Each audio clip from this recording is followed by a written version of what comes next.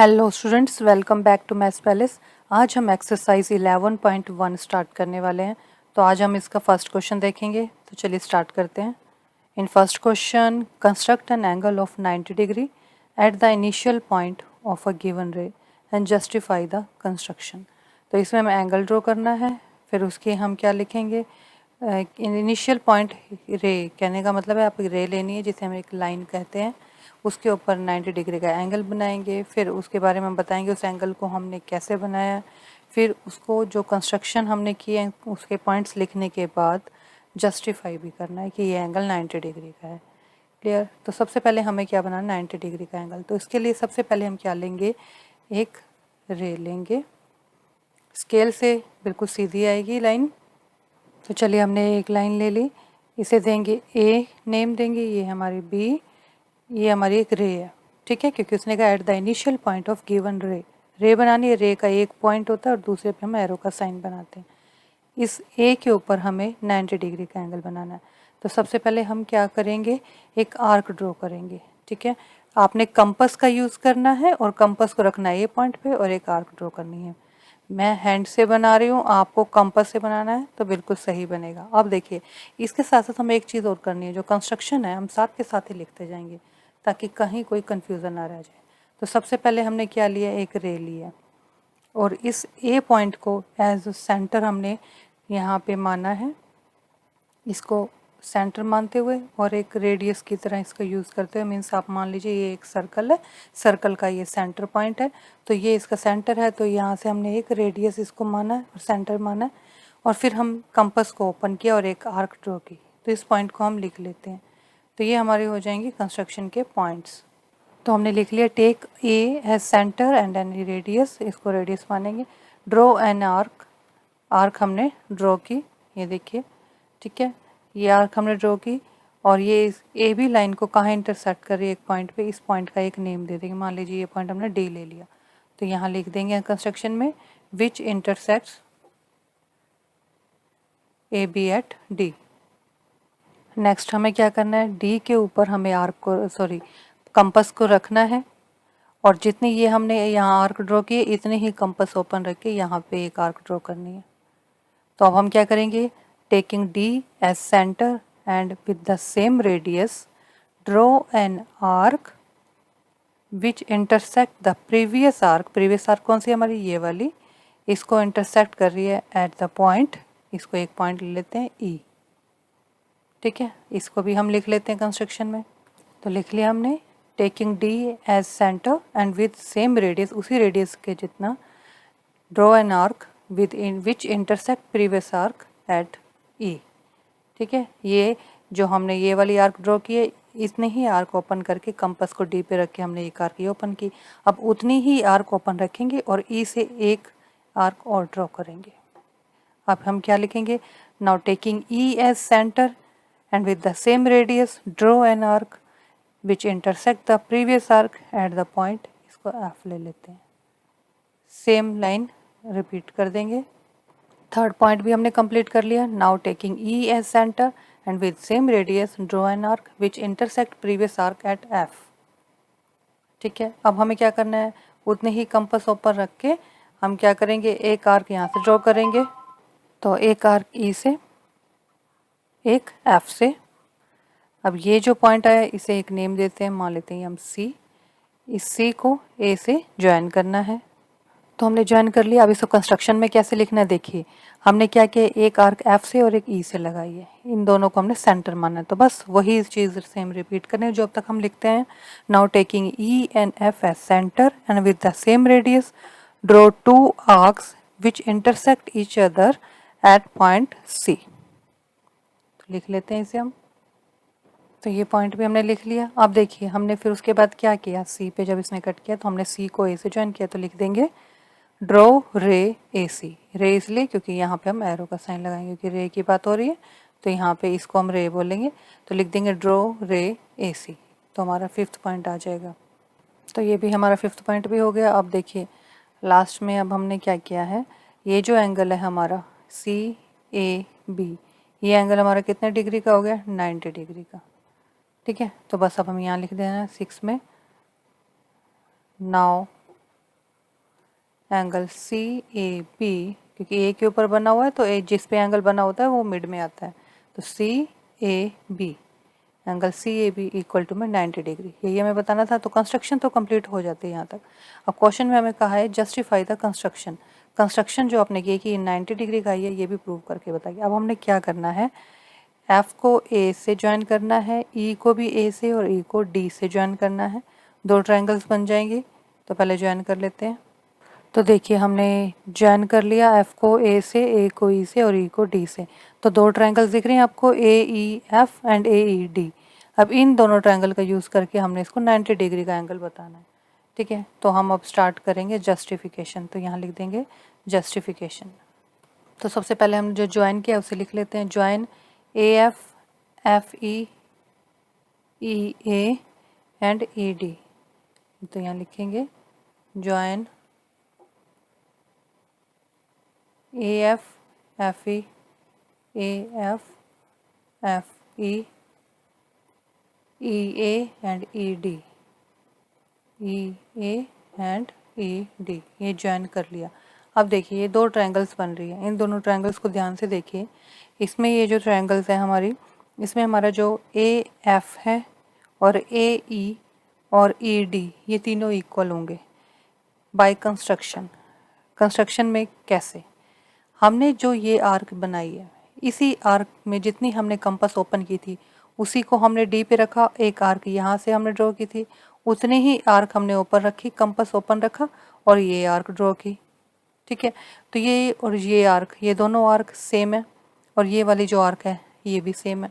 तो जब इनकी डिस्टेंस हम इस पॉइंट से लगाएंगे तो ये भी तो सेम आएंगे, क्योंकि जब इन दोनों की डिस्टेंस सेम है, इन दोनों की डिस्टेंस सेम है, ये सेम ही आर्क है, सारा कुछ सेम है, यहाँ पे हमने कहीं कुछ चेंज नहीं किया है, तो ये जो डिस्टेंस आएगी ये भी सेम आएगी।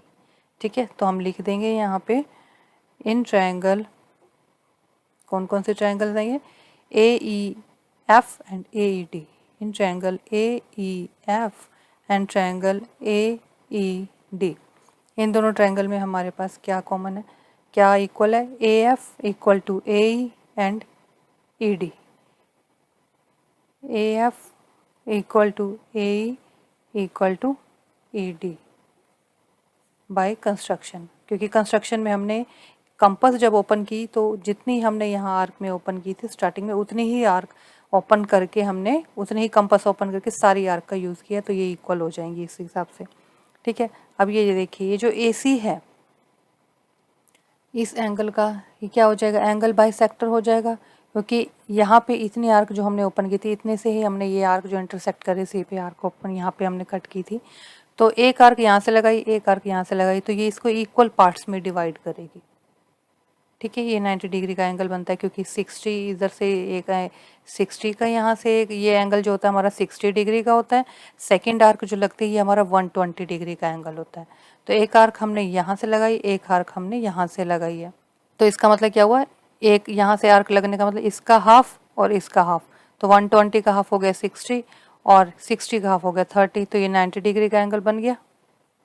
ठीक है, तो ये दोनों, इस दोनों का हाफ है, तो ये मीन्स ये दोनों भी इक्वल होंगे पार्ट्स, ये दोनों इक्वल पार्ट्स होंगे। ठीक है, तो इसलिए हम क्या कहेंगे, सी ए क्या है, एंगल बाइसेक्टर है, तो हम इसको लिख सकते हैं ए C is angle bisector of, किस कौन से एंगल का, ये वाला एंगल है जो एंगल ई ए एफ का, ई ए एफ, इसका ये ए सी एंगल बाइसेक्टर है। तो यहाँ लिख लेते हैं, now A C is angle bisector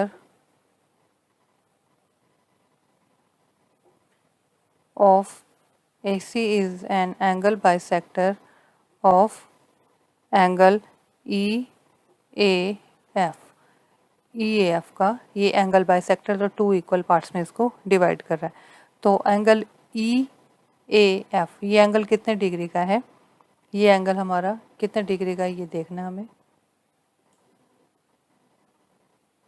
अब देखिए ये तो हमें पता लग गया कि ये इसका एंगल बाइसेक्टर है और ये टू इक्वल पार्ट्स में डिवाइड कर रहा है। अब ध्यान से देखिए, अभी हमने क्या लिखा है, ए एफ और ए ई और ए डी इक्वल है, ए एफ ए ई और ए डी इक्वल है।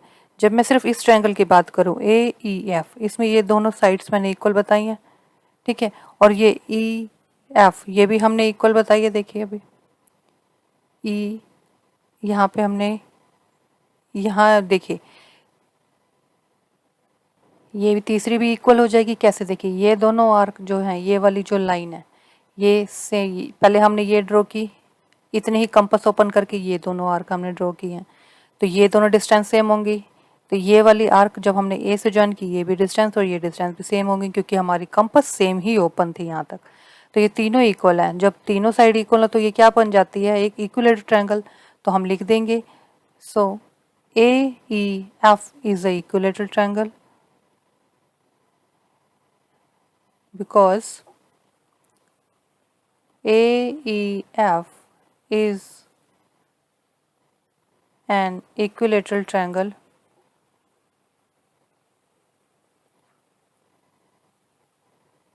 so क्या हो जाएगा? ये जो एंगल है ये हमारा 60 डिग्री का एंगल हो जाएगा। तो एंगल EAF, क्योंकि अभी हमने EAF के बारे में बात की है तो अभी हम इसको भी बता देते हैं। So angle EAF equal to में 60 डिग्री। ठीक है, तो अब ध्यान से देखिए, AC इसका बाइसेक्टर है, किसका? EAF का। तो इट मीन्स EAF को 2 इक्वल पार्ट्स में डिवाइड कर रहा है। तो ये 60 डिग्री का पूरा, तो 2 इक्वल पार्ट्स में, मतलब ये भी 30 डिग्री और ये पोर्शन भी 30 डिग्री का हो गया। क्लियर? देखिए, और हमें ये वाला एंगल बताना 90 डिग्री। इसमें से एक पोर्शन तो हमने ये ले लिया 30 डिग्री। ठीक है, ये हमने बता दिया। इसको हम लिख सकते हैं एंगल CAE। तो यहाँ लिख देंगे, this implies angle CAE equal to में इसका हाफ है, क्योंकि ये देखिए EAF क्या है? एंगल बाइसेक्टर हमने बताया, ये EF, ये AC इसका बाइसेक्टर है। तो E जो CAE ये एंगल होगा, ये क्या हो जाएगा? हाफ हो जाएगा 60 का। तो बस इसका 1/2 कर देंगे, 60 डिग्री इंटू में 1/2। तो कितना हो जाएगा ये? जब क्रॉस करेंगे तो 30 डिग्री का हो जाएगा CAE। ठीक है, अब देखिए नेक्स्ट हमें क्या बताना है? ये वाला एंगल। ये पोर्शन तो हमारा हो गया, अब ये पोर्शन जो बचा ये बताना। अब ये वाली जो आर्क मैंने आपको बताई है, जो फर्स्ट आर्क हम ड्रॉ करते हैं वो 60 डिग्री की होती है। तो ये एंगल कितने का है हमारा? ये वाली आर्क हमारी 60 डिग्री की है। अब इसमें हमने AE और ED इक्वल बताई है। ठीक है, तो ये भी तो इक्विलेटरल ट्रायंगल हो जाएगी। Also AED is an equilateral triangle. Also AED is an equilateral triangle. अब ये इक्विलेटरल ट्रायंगल हो जाएगी तो हमारा एंगल भी सारे क्या हो जाएंगे? 60 डिग्री के हो जाएंगे। ठीक है, तो ये एंगल हमारा EAD 60 डिग्री का हो गया। This implies angle CAD equal to में 60 डिग्री। ठीक है, सॉरी EAD। ठीक है, अब हमें प्रूव कौन सा एंगल करना है? हमें प्रूव करना है CAB। तो यहाँ लिखते हैं, Therefore एंगल CAB किसके इक्वल है? CAE, angle CAE plus angle EAD। अब जो वैल्यूज़ निकाली है हमने वो इसमें पुट कर देंगे। CAE की वैल्यू हमने निकाली है 30 डिग्री और EAD की वैल्यू हमारी 60 डिग्री। तो एंगल CAB कितने डिग्री का हो गया? 90 डिग्री का। और यही हमें प्रूव करना था, हैंस प्रूव। सेकंड क्वेश्चन भी ऐसा ही है। नेक्स्ट वीडियो में हम सेकंड क्वेश्चन को देखेंगे। होप ये क्वेश्चन आपको क्लियर हो गया होगा। अगर कहीं कोई डाउट रह गया हो तो you can ask in comments. Thank you for watching. मिलते हैं नेक्स्ट वीडियो में। Till then be happy, stay healthy and keep connected to Maths palace.